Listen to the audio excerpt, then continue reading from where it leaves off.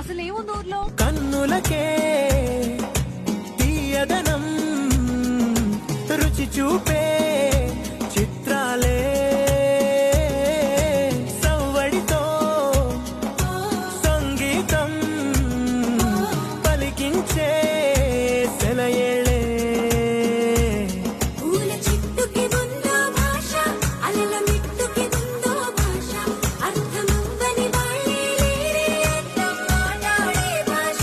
పలకరింపే పులకరింపై పిలుపునిస్తే పరవశించడమే మనసుకి తెలిసిన భాష మమతలు పంచే